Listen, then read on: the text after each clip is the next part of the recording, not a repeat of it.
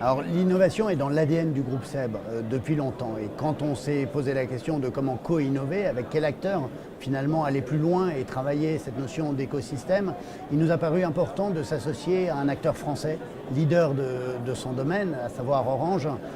Et c'est comme ça qu'on a dit on va associer finalement l'expert culinaire, leader mondial du petit électroménager, à l'expert français, l'expert mondial également, des plateformes, des API, pour justement développer un écosystème culinaire ouvert à tous les acteurs. Et c'est comme ça qu'on a choisi, on va dire, Orange.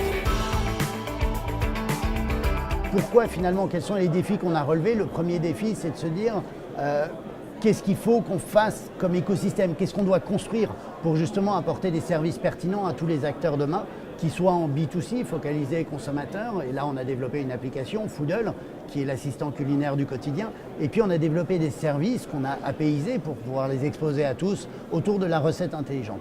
Et ces développements ont été faits vraiment en co-innovation, en co-construction.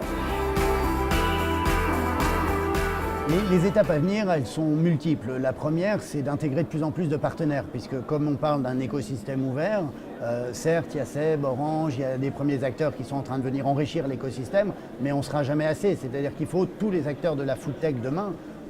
Moi, je suis moi-même le secrétaire national de la foodtech. C'est bien pour fédérer tous ces acteurs, répondre à leurs attentes, les intégrer ou les associer à ce développement d'écosystème pour qu'eux-mêmes puissent co-construire leurs services en utilisant la plateforme. Ça, c'est la première étape. La deuxième étape, c'est évidemment l'internationalisation. On ne peut pas se permettre de rester français et uniquement, on va dire, sur le territoire.